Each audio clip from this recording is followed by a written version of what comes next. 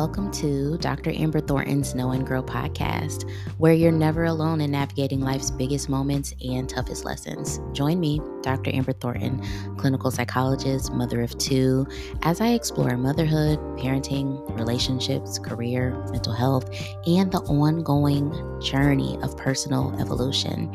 No, it doesn't stop.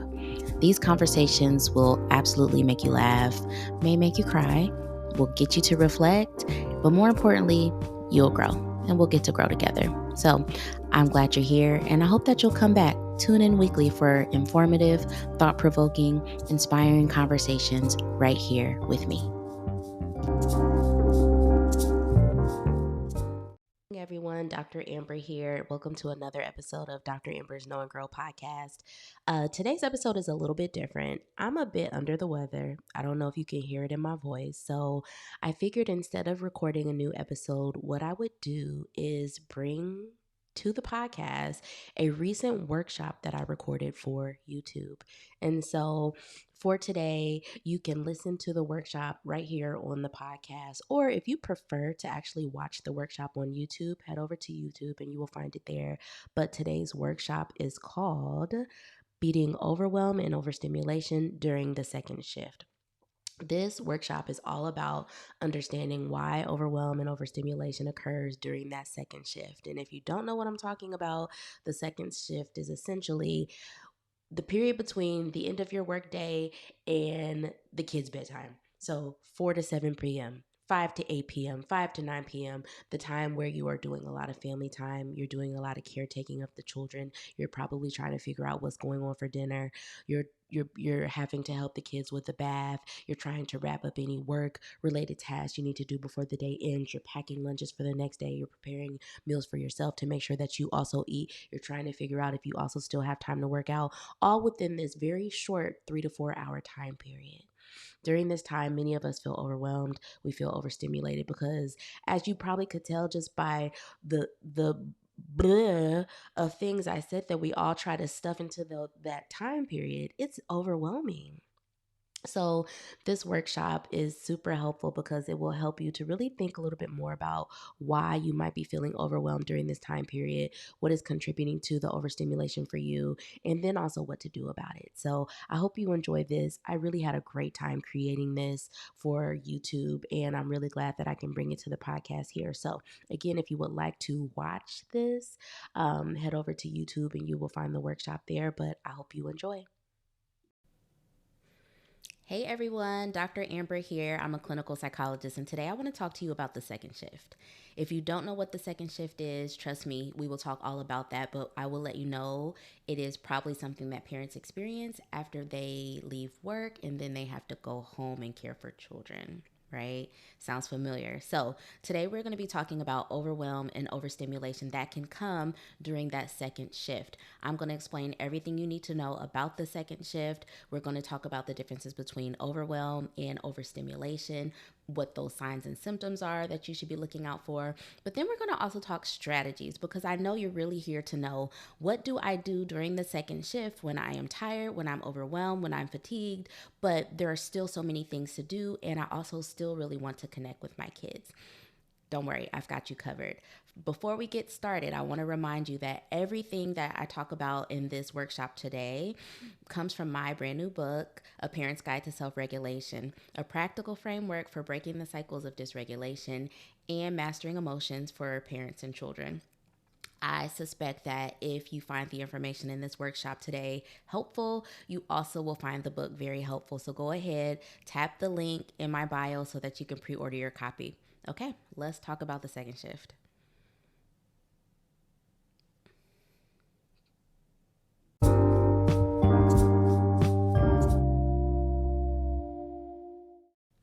Welcome back. And now let's really get into, what do I mean when I say the second shift?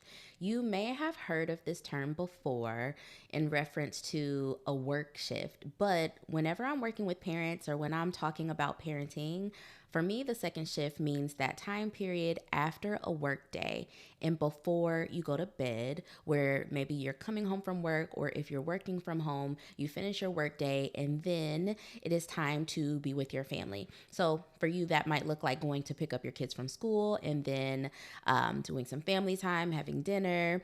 Or if you were a stay at home parent, that means maybe you in your workday and then join the family there. Whatever it might mean for you, it is that period of time where it follows your workday and then moves into family time.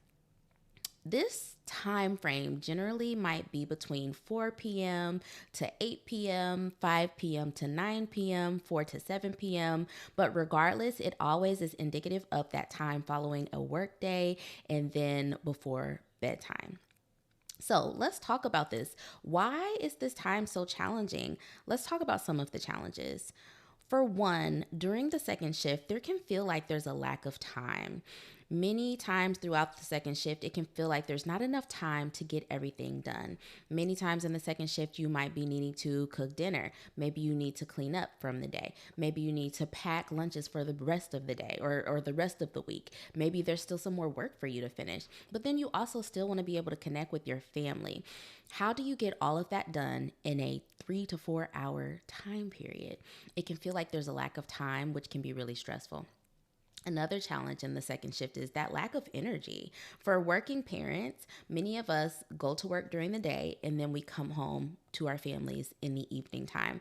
But I don't know about you, after a work day, sometimes I am physically and mentally exhausted. And depending on how strenuous your day might be, you may experience this lack of energy, lack of motivation. You might even feel some frustration and some irritation because what you really might want to do is just go home, relax, enjoy some time to yourself. However, there are so many other demands and responsibilities waiting for you when you get home. I often have parents with this challenge specifically talk about some grief and loss related to becoming a parent. For many of us, prior to becoming a parent, we had an abundance of time where we were able to just get off of work, come home, get a drink, get a snack, relax, watch some TV, spend some time with friends, enjoy a meal. But when you become a parent, that really shifts, and the evening time really becomes centered around family time, caring for your children, but then also preparing for the next day. And that can feel exhausting. Okay, what's another challenge that comes with the second shift? Sometimes it can feel like there's a lack of support, especially if you're already exhausted, especially if you're already tired. Let's talk about people who maybe have larger families, or there are not enough adults or enough caretakers in the family to really care for all the needs. And so if you're experiencing that, it can absolutely feel like the demands, the responsibilities, the challenges that come in the second shift, there's not enough hands, there's not enough caretakers to really make sure that everything is handled. And that can be really, really frustrating as well. Lastly, during the second shift, many of the parents that I work with experience overstimulation, overwhelm, which can be very irritating, can be very frustrating. And there are signs and symptoms for that too, which we will talk about in another part. What are some of the implications of the second shift? Well, often when I think of the second shift, it helps me to realize that for many people, there feels like an unequal burden. And this is something that I think disproportionately occurs for women or individuals who care for more of the responsibilities. It might be that that person may work a full workday, but then at home, feel as if they have a lot more responsibilities and demands than their partner. And that can also cause some stress or tension in the parenting relationship, the co parent relationship, the partnership. And that's not something that we want, but it happens often. It can also feel like your work life balance is disrupted because let's be honest, parenting sometimes can feel like work.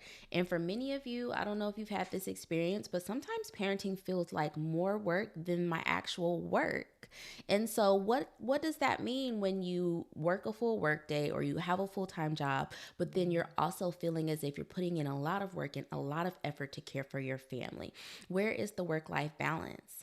It may feel like there's a lot more work than life happening, and that is also something we don't want. Lastly, let's talk about the mental and emotional toll that the second shift can take.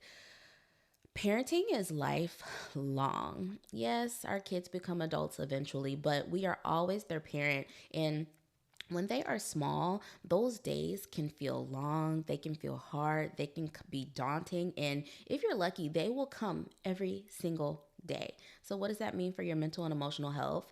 It means that you might be at risk for some mental health challenges or some mental health obstacles if we're not doing the right things to make sure we're taking care of ourselves.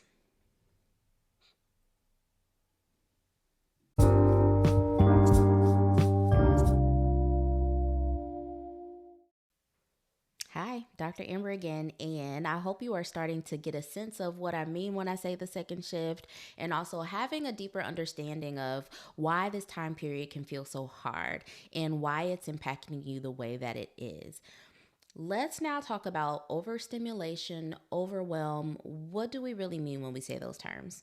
Often, what I find, especially on social media or online, we use those terms interchangeably. Oh, I'm overwhelmed. Oh, I'm feeling overstimulated. Sometimes they can feel like they mean the same thing when really they are different. However, what is true is that these two love to run together, okay? Overstimulation and overwhelm are like best friends. And so that's why I think we often use the terms interchangeably. But I want to help you I want to help you explain, I want to help you understand what we mean when we say overstimulation and overwhelm and how to know which one you are experiencing. When we are overwhelmed, what that means is that you are feeling overloaded with tasks, responsibilities, and demands. So think about a cup of water and you're filling that water, and the water represents all of the things you need to do. Eventually, the cup will get full, full, full, full, full, and start to overflow. That cup is overwhelmed. There's too many demands, there's too many responsibilities, there's too many tasks that is reflected by the water or represented by the water. There's too much water, there's too many things, there's too much in the cup, and the cup is starting to overflow, but not in a good way. In a bad way. That is overwhelmed. When you feel like you could just explode with all of the demands, all of the things, all of the thoughts, all of the feelings, there's too much. It's an overload. So that's what we mean when we say overwhelmed. There's too much packed into this tiny body, this tiny head, this tiny space, and it just needs a break. So, what is overstimulation? Overstimulation is something that we refer to when we are thinking about excessive sensory or cognitive input leading to stress and anxiety. So, whenever I am talking about overstimulation, I am often thinking about our senses, our five senses. So, I'm thinking about our sight, I'm thinking about our sense of smell, I'm thinking about our sense of taste, I'm absolutely thinking about our auditory sense, and I'm thinking about our feeling. What do we feel? When we feel overstimulated, any one of those five senses can be too filled to the max. So essentially it's like, well, my at this point my senses are overwhelmed. My senses are experiencing too much. There is a sensory overload, excessive sensory or cognitive input. And when we feel like our senses are overloaded, whether it is our visual, auditory, olfactory, touch. Often moms feel touched out, or even sometimes it can be our thoughts, our emotions can feel overstimulating. That can feel very stressful and lead to anxiety and irritability. So, when we say overstimulated, think your senses. Your senses are overstimulated. Some good examples: many times if the lights are too high, that can be overstimulating. If there's too many sounds or too many noises all at once, that's overstimulating. If you are in a place where there's a lot of movement, a lot of lights flashing, that's overstimulating. Or if you are a parent and maybe you have multiple children and they're all crawling on you, all want touches and hugs and kisses all at the same time, that can feel overstimulating for you as well. So, what are the signs and the symptoms? Another thing about overwhelm and overstimulation is that the signs and the symptoms can look the same. So that's why it's going to require some awareness on your part to really figure out what's going on here. Am I feeling overwhelmed by my demands, my responsibilities, my obligations, or am I feeling overstimulated? Is my physical body or my thoughts or my emotions feeling like they are flooded? Whichever one is happening for you, that will be important because that's how you'll know what to do about it. But here are some of the signs and the symptoms. When someone is feeling overwhelmed, when someone is feeling overstimulated, they likely feel fatigued. You can feel tired, drained, like you need to go to sleep or you just need to lay down. You'll have difficulty concentrating. Could you imagine trying to concentrate and focus on something when you are overwhelmed and overstimulated? However, this is something that parents attempt to do every single day, particularly during that second shift. So no wonder you're having trouble concentrating. No wonder it's not working for you to continue to do some work in the second shift because you're already overwhelmed and overstimulated. Many parents find that they become really irritable when they're overwhelmed or when they're feeling overstimulated. And this can bring on some feelings of guilt or regret because they may feel, oh, I'm snapping at my kid more than I want to. I'm not being my best self. I'm not showing up as the parent that I want. I really want to connect with my children, but I'm also just feeling so on edge. It likely is because you're feeling some overwhelm and some overstimulation during that second shift. It can be so hard to make decisions during this time. Making decisions when you're feeling overwhelmed and when you're overstimulated can be so impossible. That's why you're having a hard time figuring out what's for dinner because you're already overwhelmed, you're already overstimulated, you're likely exhausted from the day, and so it will be much harder to make a decision. We'll talk about a strategy for that later. And then lastly, feeling overwhelmed, feeling overstimulated can also make you feel isolated. Sometimes you feel alone. Sometimes you wonder, am I the only one going through this? Sometimes you feel like you want to hide. Sometimes you don't want to share how you feel. All of that is valid.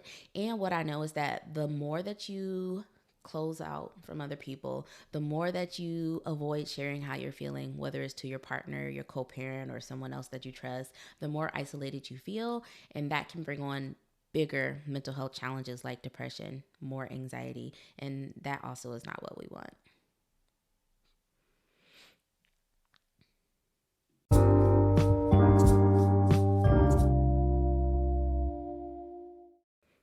Hey, welcome back to the series. I hope you're feeling a little bit more confident with regard to how you're going to approach the second shift.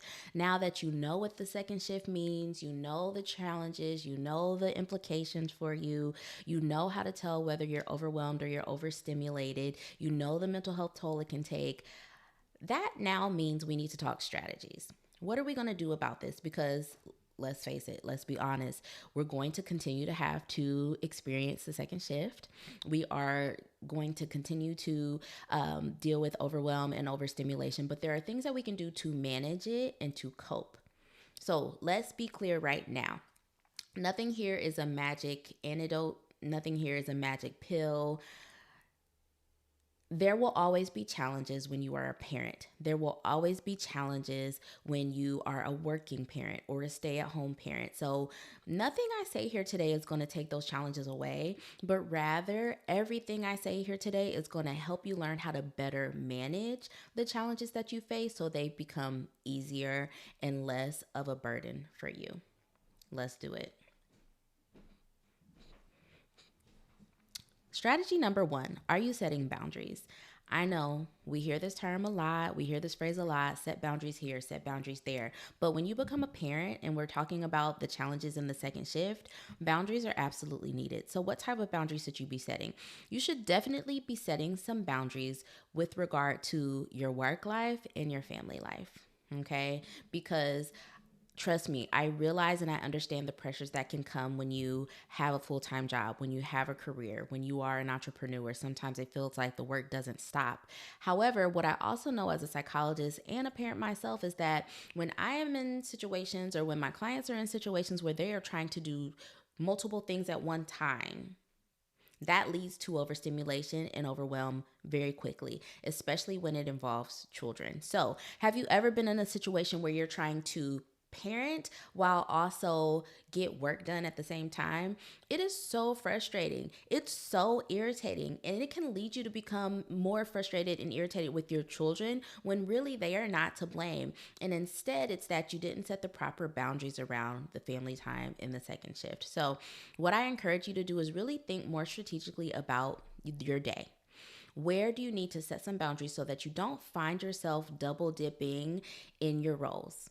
You don't find yourself trying to multitask. You don't find yourself trying to do multiple things at once, especially when it comes to your roles and identities. I highly encourage during the second shift as much as possible, because I do realize life happens, things are challenging. As much as possible, try to stay in the role of parent and family orientation time as you can during the second shift. So set that boundary around when your workday ends or when your time ends and when it's time to move into family time or parenting so that you can really focus on that time and be present. Strategy number 2, let's create a schedule, okay? Because one thing I know about the second shift is that it can feel out of control sometimes. While that time period typically may only be 2 to 4 hours, it feels like you're in a time warp where the time just goes and goes, and it can sometimes feel like 8 hours or 1,000 hours when really it was just a short period of time.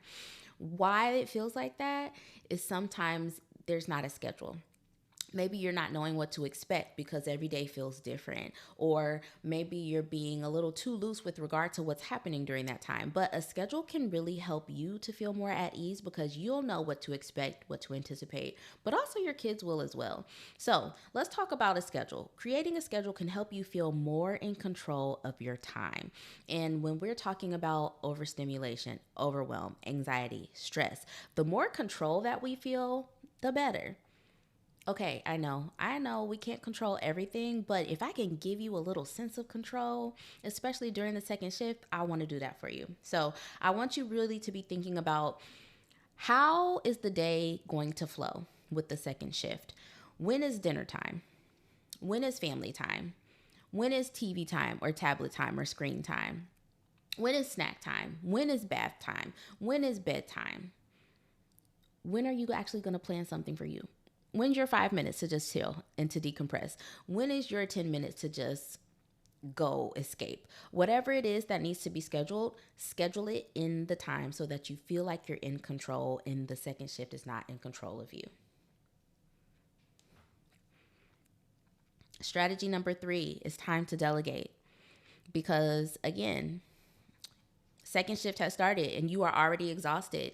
You're showing up exhausted. You're showing up tired, fatigued. You want to take a nap, but you know you got to push through.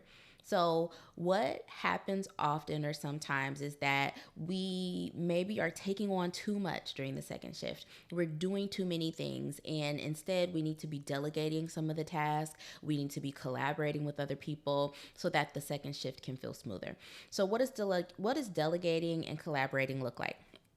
If you have a partner or a co-parent who is there with you in the second shift, that means you two being on the same page about, here are all the things that need to be done and whose responsibility is what. That can take a lot of the burden and the worry off of one particular person, which often ends up being the woman or the mother in that situation, to feel like she needs to do it all. And instead, this is a shared experience. This is a shared opportunity for us to divide and conquer so that we can get to the end of the second shift in one piece, but also feeling some contentment because we've had fun time with our family, we've enjoyed the family, we've had a good dinner, and now it's time to relax, right? If you do not have a co-parent or a partner to share the experience of the second shift with you, I want you to be thinking about the second shift in this way. What are some of the ways that we can take some of those responsibilities or some of those tasks and make them easier for you? Are there ways that you can outsource, or are there ways that you can scale down the level of difficulty with some of the things? For instance, maybe you decide that every Monday and Wednesday you all are going to order food out. Or maybe you decide that every Tuesday and Thursday you all are going to do dinner with another family because it's easier to do that when you are sharing the responsibility. Or maybe you decide that your children are old enough now to handle bath time on their own. Maybe you decide that the children are old enough now where you don't have to do that load of laundry this evening, but they can do it. So, really thinking about the ways that you can delegate with your community, you can delegate through outsourcing, or you can delegate and be collaborative with your children. And look, even my 2-year-old helps a little bit, okay? Delegate, collaborate with your children so that you are not doing everything in the second shift. Okay, let's talk about taking a break. I know that this can sound counterintuitive because the whole reason why we're overwhelmed and overstimulated, feeling stressed during the second shift is because we feel like we need more breaks, right? Well, guess what? You probably can take a break during this time. And maybe we just need to shift your mindset around it. Because let's imagine maybe you work a full work day, or maybe you had a full productive day, whatever it is for you. Once that 4 o'clock, 5 o'clock time period hits, most humans are exhausted or tired or feeling a little fatigued during that time. For some parents, they feel the need to just keep on going because the fear is if I stop, I may not be able to keep up the energy that I need to get through the rest of the day. And so the mistake that they make is that they keep going. They don't take a break. They don't sit and rest for a little bit. They're like, okay, let me just get all this stuff done so that I can just get to the end of the day. That's a mistake. I actually don't want you to do that. If you are beginning your second shift and you're realizing, oh my gosh, I'm tired. Oh my gosh, I'm so irritable. I don't think I can be present today. I don't think I can connect with the kids. I don't know if I can get done everything that needs to be done. Take a break. Take a break. So, what that might look like is maybe instead of jumping right into the task and the demands, the responsibility that the second shift may bring, have a seat for 5 minutes. Have a seat for 10 minutes. No, it's not going to take all the exhaustion away. No, it's not going to take all the fatigue away, but it is a break. And it gives you a moment to gather yourself. It gives you a moment to take care of yourself. And that might be the energy or the boost you need to get through the rest of the day. If you have children who are used to you being on as soon as you begin that second shift, it's time to communicate to your kids that you also need a break. And you can simply have this conversation no matter the developmental age of your children and let them know, hey, I am tired. I'm human. I'm not feeling well. I need to sit down. I need to lay down. I need some time to myself. However you want to word that, but our children need to understand that we are human. We get tired and we also need breaks. So, I want you to figure out where in the second shift will you take your break. It might be at the start of your second shift. It might be right in the middle of the second shift. But whatever it is, I don't want you to feel like you need to wait until the end of the night before you can sit down and have a moment for yourself.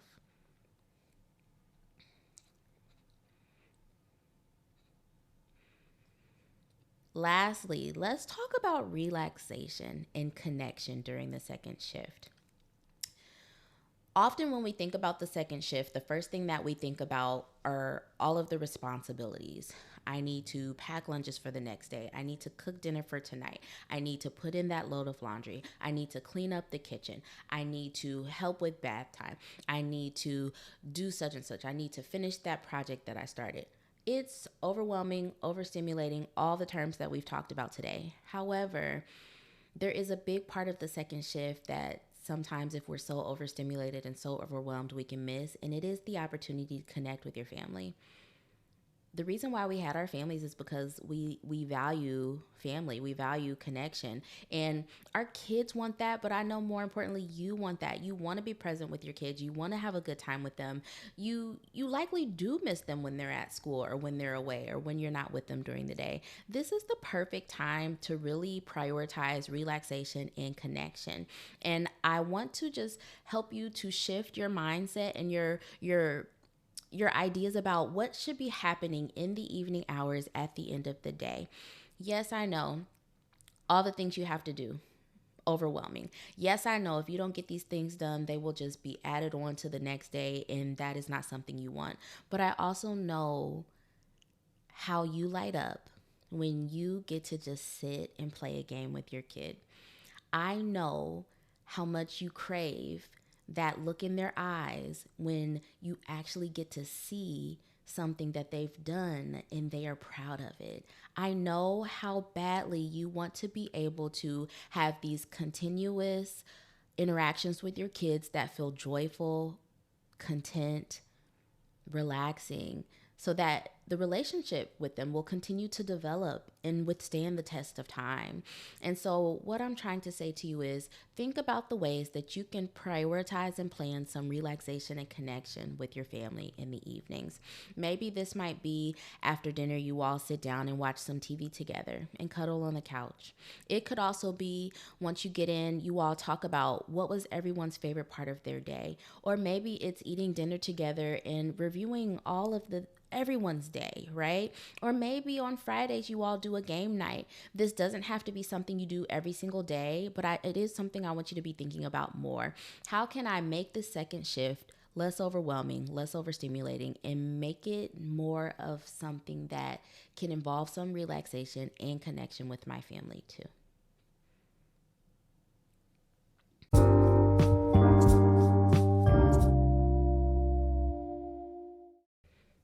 I have three more thoughts I want to leave with you as we close out this series. But first, let me say thank you so much for being here, for watching this series, for listening to this. And I really am hopeful that it helps you in the next second shift that you experience to have more fun, have more joy, be more content, less overwhelmed, less overstimulation.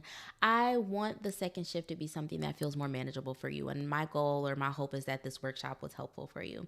So, three things I want you to know. One, you are not alone in this. If you are watching this today and you feel like, wow, I know I'm the only one that experiences this, I want to let you know that's a lie, because I have worked with so many parents who experience this on a day to day basis. And they too have wondered, am I the only one? Am I the only one who gets overwhelmed every single day in the evening with my kids? Am I the only one that becomes so irritable that I can't even be present? Am I the only one that sometimes dreads coming home because I know how hard it'll feel? Am I the only one that can't get this together? You're not the only one. I also know you're not the only one because it's something that I experience too. Yes, I'm a psychologist, and yes, I'm an author, but I'm also a parent. And let me tell you, parenting is real no matter who you are. And so, yes, I've definitely had moments and days where it felt like the evenings were just too much. And I didn't think I could make it through another second shift. And I used to dread the evenings because I knew how hard they would feel. But I was able to utilize different strategies and change my mindset around it. And that has helped me so much. And I really hope that some of the things we talked about today can help for you as well. Number two, you are not a bad parent if you are experiencing overwhelm, overstimulation, dysregulation in the evenings that sometimes interfere with your parenting. You're not a bad parent, and instead, it's an indication that you need more help, you need more support, you might need more skills, you might need a reframe or a new perspective to think about this specific time period, but then also how you show up as a parent. You're not a bad parent. There are just more things that you need to grow and to learn in this parenting season. And that's also why I did this workshop for you, because I know that sometimes we feel our worst when we are not showing up in the ways that we want, especially when it comes to our kids. However, that's not an internal flaw. It may just mean that, hey, you might need to read an article about this. You might need to watch a workshop about this. You might need to talk to someone about it. Maybe read a book about it. And then you've got it. And so no, you're not a bad parent if sometimes you yell in the second shift. You're not a bad parent if sometimes you are on your phone too much because you just can't handle one more question, or you're feeling so overwhelmed that you just need to zone out. You're not a bad parent if sometimes you just sit in the car or in the garage for 20, 30 minutes at a time because you know as soon as you walk in the door, things are just going to start. You're not a bad parent. You need more help. You need more support. And that's also why I'm here. I want to help you. I want to support you. And my third point is that there is help, there is support. I hope that you have subscribed to my YouTube channel so that you can watch more videos like this and better understand, how can I shift some things in my parenting? How can I take more care of myself? How can I make this easier? My hope is also that you will order my new book, A Parent's Guide to Self-Regulation. In that book, I talk about everything that I talked about today plus more. We talk in depth about the idea of self-regulation and how the inability to self-regulate as a parent can make you dysregulated. So you will have a lot more overwhelming moments. You will have a lot more overstimulation. You will have a lot more dysregulating second shifts that can feel impossible.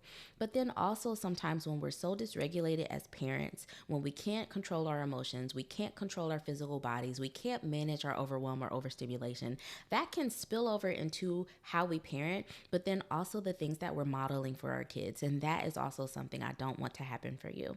I hope that you will order the new book and enjoy it, read it, because I know how badly you want to be able to show up as the parent that you know you can be.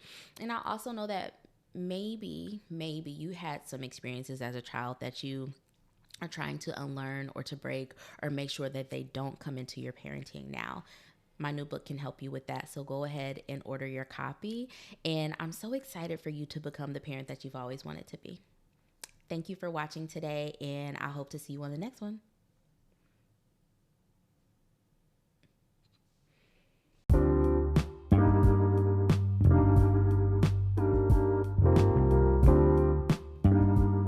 Thank you so much for listening to Dr. Amber's Know and Grow podcast. I love that you're here. I love that we're learning together. We're growing together. We're navigating all these things together. We're really in this together. So if you enjoyed today's episode, please leave me a 5-star rating and review. That is so important because it helps this podcast grow. And it also gives me some feedback on how it's landing for you. Please share this podcast with someone that you love or someone that you know. And don't forget to connect with me on social media at Dr. Amber Thornton. I'll talk to you soon.